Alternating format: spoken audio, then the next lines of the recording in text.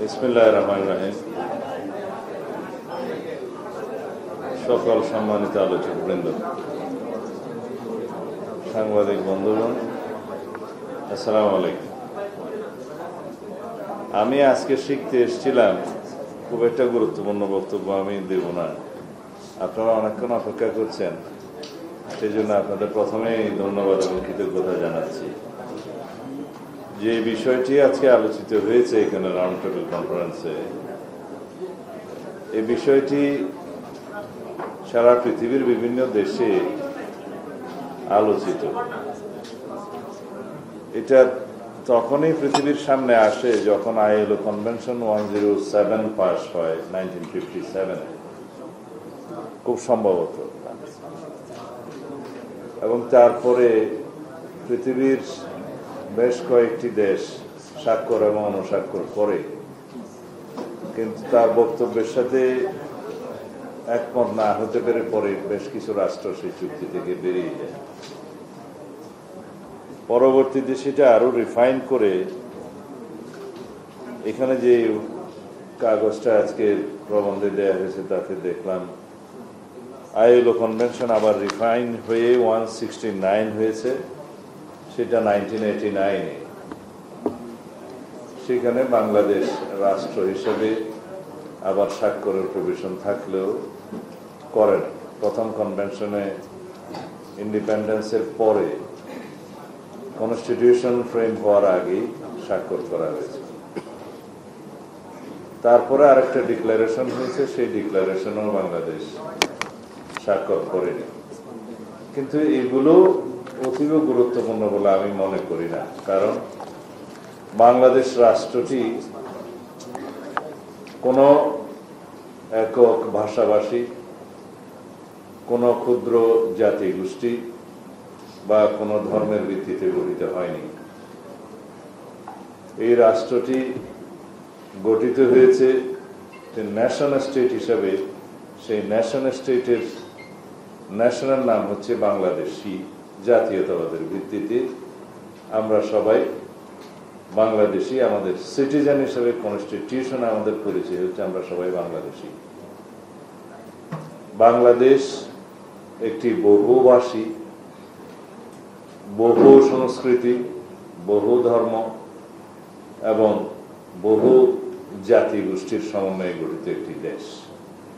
এখানে জাতি গোষ্ঠী বলতে সেটার ইংরেজিতে বলতে হবে যে জাতি গোষ্ঠী বলতে আমরা কি বুঝি, কিন্তু বাংলাটা সহজবোধ্য, সেই জন্য আমি বাংলাটা বললাম। পৃথিবীর প্রায় সকল দেশেই কোনো একটি নির্দিষ্ট ধর্মাবলম্বী লোক বসবাস করে না, কম বেশি বিভিন্ন ধর্মাবলম্বী লোক বসবাস করে এবং বিভিন্ন ভাষাভাষীর লোক বসবাস করে। আমাদের পার্শ্ববর্তী দেশে 36টি প্রধানতম ভাষা আছে, যে ভাষাগুলো তারা অঙ্গরাজ্যে ফার্স্ট ল্যাঙ্গুয়েজ হিসেবে ব্যবহার করে। তাদের স্কুলের পাঠ্য বইয়ের ফার্স্ট ল্যাঙ্গুয়েজ হিসেবে সেটা ব্যবহৃত হয়। সেকেন্ড ল্যাঙ্গুয়েজ হিসেবে আমি সেই দেশের প্রায় সব স্টেটগুলোতে যতটুকু জানি ইংলিশটা খুব বেশি প্রচলিত। অনেক অঙ্গরাজ্যের আদালত এবং অফিসের ফার্স্ট ল্যাঙ্গুয়েজ হিসেবে ব্যবহৃত হয় ইংলিশ, এবং তারা যেটা ন্যাশনাল ল্যাঙ্গুয়েজ হিসেবে এস্টাবলিশ করতে চেয়েছিল সেটা এখনো সেই দেশে এস্টাবলিশড হয়নি। সেটা এই জন্যই আমি রেফারেন্স হিসেবে দিলাম যে ভাষা কোনো নেশনকে গঠিত করে না, কোনো একক কালচার কোনো নেশনকে গঠিত করে না, কোনো একক ধর্ম কোনো নেশনকে গঠিত করে না। সেই নেশনকে ইনক্লুসিভ করতে হয় সকল ভাষাভাষীদের, সকল ধর্মাবলম্বীদের, সকল সাংস্কৃতিক জনগোষ্ঠীকে, ক্ষুদ্র জাতিগোষ্ঠীকে, এবং আরো বেশি আমাদের কনস্টিটিউশনের আর্টিকেল 23 ক অনুসারে ক্ষুদ্র নৃগোষ্ঠীকে, নৃতাত্ত্বিক জাতিগোষ্ঠীকে। এটা এই জন্যেই একজন বক্তা বলেছেন, আমি খেয়াল করেছি, এটা এই জন্যেই 15th অ্যামেন্ডমেন্টে ধারণ করা হয়েছিল যাতে তাদেরকে আলাদাভাবে খুশি করা যায়, কিন্তু আর্টিকেল 23 এটা ইন্টারপ্রিটেশন প্রয়োজন বোধহয় ছিল না। যাই হোক, এটা 15th amendment as a whole challenge হয়েছে হাইকোর্টে, বাট যে ভার্ডিক্ট এসেছে তার মধ্যে মাত্র 6টি অনুচ্ছেদ ছাড়া বাকিগুলো পার্লামেন্টের উপরে ছেড়ে দিয়েছে। এনিওয়ে, সেটা এখন আবার অ্যাপিলেট ডিভিশনে আবার আপিল হয়েছে, তখন দেখা যাক আরো কি কি আর্টিকেল সেখানে অ্যাড্রেস করা হয়।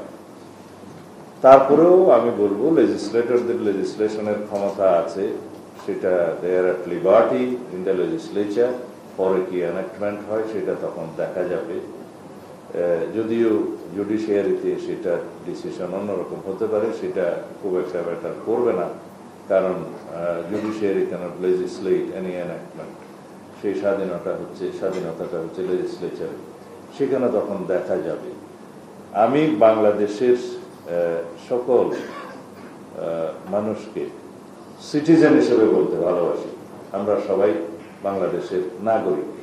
এখানে বাংলাদেশকে একটি শক্তিশালী, ঐক্যবদ্ধ, গণতান্ত্রিক রাষ্ট্র বিনির্মাণের জন্য আমাদের সকল ক্ষুদ্র জাতিগোষ্ঠী, নৃতাত্ত্বিক জাতিগোষ্ঠী, উপজাতি এবং আধা উপজাতি সকল জনসমষ্টিকে, সকল সত্তাকে বাংলাদেশি হতে হবে একটি ঐক্যবদ্ধ নেশন তৈরির জন্য। এবং সেই ঐক্যবদ্ধ জাতি, ঐক্যবদ্ধ সমাজ, ঐক্যবদ্ধ রাষ্ট্র বিনির্মাণের জন্যই আমরা ৭১-এর পরে ২৪-এ আবার রক্তদান করেছি। যেহেতু আমরা বিভক্তি দেখেছি বিভিন্ন রাজনৈতিক উদ্দেশ্যে এই জাতিকে বিভক্ত করার মানসিকতা দেখেছি আমরা এখানে স্বাধীনতার পক্ষ বিপক্ষ বলে আমাদের মধ্যে বিভক্তি সৃষ্টি করা হয়েছে। স্বাধীনতার ৫০ বছর পরেও আমরা দেখেছি বাংলাদেশে মুক্তিযুদ্ধের চেতনা বলে যে বাণিজ্য হয়েছে, রাজনীতিকরণ হয়েছে, রাজনৈতিকভাবে বাণিজ্য হয়েছে চেতনা, এবং সেই চেতনা বিক্রি করতে করতে বাংলাদেশে এত বেশি বিভক্তি সৃষ্টি করা হয়েছে।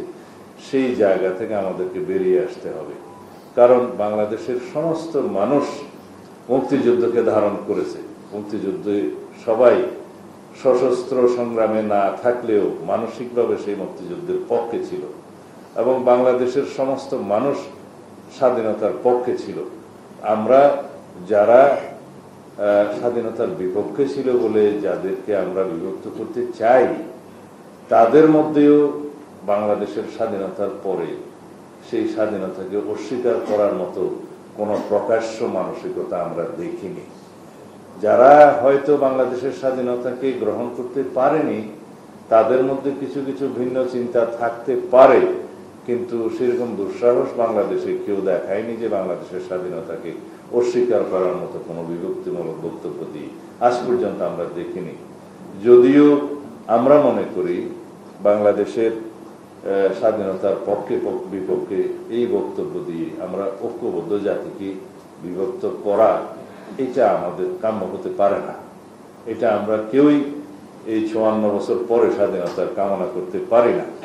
যেহেতু আমাদের উদ্দেশ্য হচ্ছে এবং আমাদের প্রত্যাশা ২০২৪-এর ছাত্র গণ অভ্যুত্থানের আকাঙ্ক্ষা, শহীদের রক্তের আকাঙ্ক্ষা হচ্ছে আমরা একটি ঐক্যবদ্ধ জাতি হিসাবে এগিয়ে যাব, এবং এই জাতি একমাত্র আমাদের উদ্দেশ্য হতে পারে একটি বৈষম্যহীন, সাম্যভিত্তিক, মানবিক মর্যাদা ভিত্তিক, সামাজিক সুবিচার ভিত্তিক রাষ্ট্র বিনির্মাণের জন্য, সমাজ বিনির্মাণের জন্য, সরকার ব্যবস্থা বিনির্মাণের জন্য, যার মধ্য দিয়ে আমাদের অর্থনৈতিক মুক্তি ঘটবে। এবং সেই লক্ষ্যেই আমরা রাষ্ট্র কাঠামো সংস্কারের জন্য অবিরাম চেষ্টা করছি। এবং আমাদের বিএনপির পক্ষ থেকে আরও বছর ২ আগে আমরা ৩১ দফা প্রণয়ন করেছি, জাতির সামনে আমরা এটা উপস্থাপন করছি। তার প্রধানই বক্তব্য হলো এই রাষ্ট্রের রাষ্ট্র কাঠামো মেরামত করতে হবে, সংবিধানের গণতান্ত্রিক সংস্কার করতে হবে, এবং সমস্ত প্রতিষ্ঠানের মধ্যে গণতান্ত্রিক সংস্কার আনতে হবে, যাতে করে আমাদের স্বাধীনতা মূল আকাঙ্ক্ষা আমরা পূরণ করতে পারি। এবং সেই আকাঙ্ক্ষা হচ্ছে আমরা একটি বৈষম্যহীন, শক্তিশালী গণতান্ত্রিক রাষ্ট্র বিনির্মাণ করতে হবে। সেই আকাঙ্ক্ষাকে বাস্তবায়নের জন্য আজকে যে আলোচনা এখানে হয়েছে, তাতে আমার কাছে প্রায় সময় মনে হয়েছে আমাদের বোধহয় টার্গেট এরিয়া হচ্ছে হিল ট্রেক্টস। নো, আমাদের টার্গেট এরিয়া কিন্তু হিল ট্রেক্টস হতে পারে না। কারণ যারা উপজাতি হিসেবে নিজেদেরকে পরিচয় দিচ্ছে, আমরা সংবিধানে আমরা যাদেরকে উপজাতি বা আধা উপজাতি বা ক্ষুদ্র নৃতাত্ত্বিক জনগোষ্ঠী হিসাবে অভিহিত করছি, যাদেরকে ইভেন আমরা ঐতিহাসিকভাবে অভিবাসী বলে অভিহিত করতেও পারি, তারা সবাই কিন্তু শুধু পার্বত্য অঞ্চলেই ধারণ করে আছে তা নয়, তারা সবাই পার্বত্য অঞ্চলের অধিবাসী তাও নয়।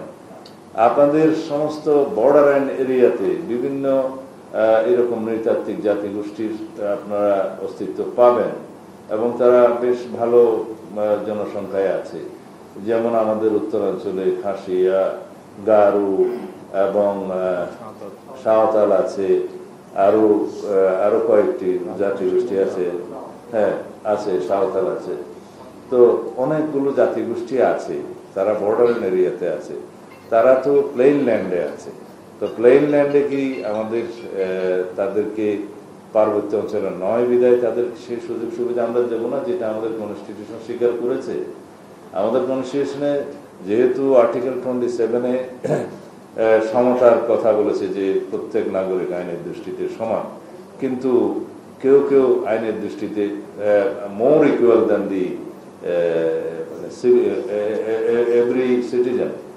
কারণ এই মোর ইকুয়ালিটি এই জন্যই দেওয়া হয় যে পৃথিবীর প্রায় সব দেশে আছে যে যারা সমাজে পিছিয়ে পড়া জনগোষ্ঠী, যারা বিভিন্ন কারণে উন্নয়নের ছোঁয়া হয়তো লাগেনি, শিক্ষা দীক্ষার ছোঁয়া হয়তো লাগেনি, সে সমস্ত জনগোষ্ঠীকে, এমনকি নারী এবং শিশুদেরকে কিছু মোর রাইটস দেওয়া হয়। এই জন্যই দেওয়া হয় যে তাদেরকে ইকুয়াল বানাতে হবে বাকি সিটিজেনদের সাথে এবং এগিয়ে নিয়ে আসতে হবে। সেই জন্য আমাদের এখনো পর্যন্ত কিছু কিছু আমরা সংরক্ষণ রাখি, সেটা কনস্টিটিউশনের 28-এ আছে, 29-এ আছে এবং বিভিন্ন জায়গায় আছে।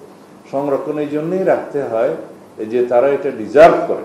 হয়তো এক সময় দেখা যাবে সেটা 50-100 বছর পরে সেটা হয়তো রাখতে নাও হতে পারে, ততদিন পর্যন্ত রাখতে হয়। পৃথিবীর বিভিন্ন দেশের সেই ইনস্টেন্স আছে যে তাদের জন্য সরকারি চাকরি এবং বিভিন্ন ক্ষেত্রে সেই সুবিধাটা রাখতে হয়, যাতে করে তারা কম্পিটিশনে যাতে পিছিয়ে না পড়ে। সেই জন্য এই সুবিধাটা আমাদের এখানেও আছে, সেটা সরকারি চাকরিতে আছে, বিভিন্ন ক্ষেত্রে আছে, স্কুল কলেজ বিশ্ববিদ্যালয় আছে, বিভিন্ন জায়গায় আছে, সেটা রাখতে হবে। সেই সুবিধাটা আমরা বর্ডার এরিয়ার প্লেন ল্যান্ডের যারা উপজাতি বা আধা উপজাতি বা ক্ষুদ্র নৃতাত্ত্বিক জনগোষ্ঠী আছে তাদের ক্ষেত্রেও আমরা এটা প্রযোজ্য করি। অতি অবশ্যই সেই জিনিসটা আমাদের মাথায় রাখতে হবে। কিন্তু যে সমস্ত বক্তব্য আজকে শুনলাম, এবং আমরা অবশ্যই আমাদের জ্ঞান কম থাকলেও আমরা আগে থেকেই জানি যে আমাদের হিল ট্রেক্টস নিয়ে একটি আন্তর্জাতিক পরিকল্পনা বিভিন্ন সময় থেকে চালু আছে এবং সেটা অনেক পুরনো।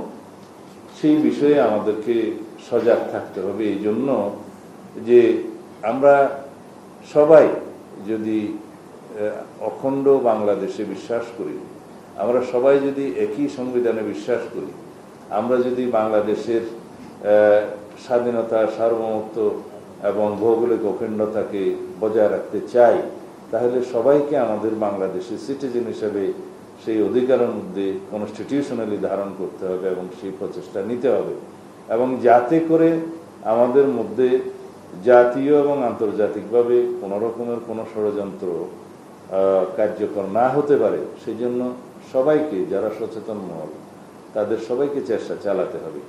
আমাদের সাম্প্রতিককালে কয়েকটি ঘটনা আমাদেরকে চিন্তিত করেছে, যেমন কুকি চীনের ঘটনা, সেটা আমাদেরকে চিন্তিত করেছে, আমাদের নিরাপত্তা বাহিনীকে আমাদের চিন্তিত করেছে।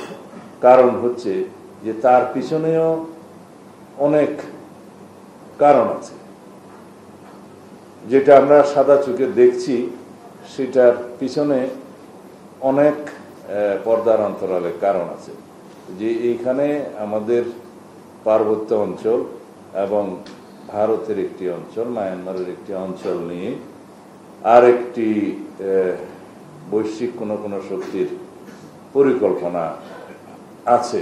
সেই পরিকল্পনা বাস্তবায়নের জন্য এই ভূখণ্ডটাকে হয়তোবা তারা অন্যভাবে সাজাতে চায়। এর বেশি আমি আজকে বলতে চাই না এখানে।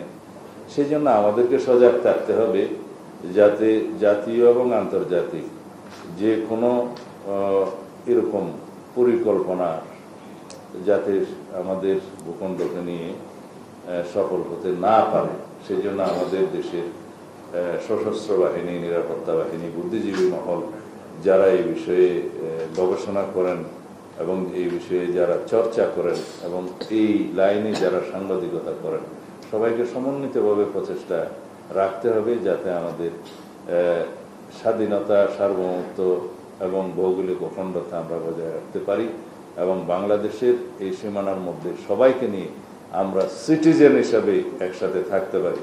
আমাদের সবারই পরিচয় হবে আমরা বাংলাদেশি, আমরা আমাদের ন্যাশনালিটি বাংলাদেশি এবং আমরা সিটিজেন হিসেবে সবাইকে আমরা পরিচয় দেই এবং পরিচয় যেন আমরা নিতে পারি এবং এটাকে যেন ধারণ করি।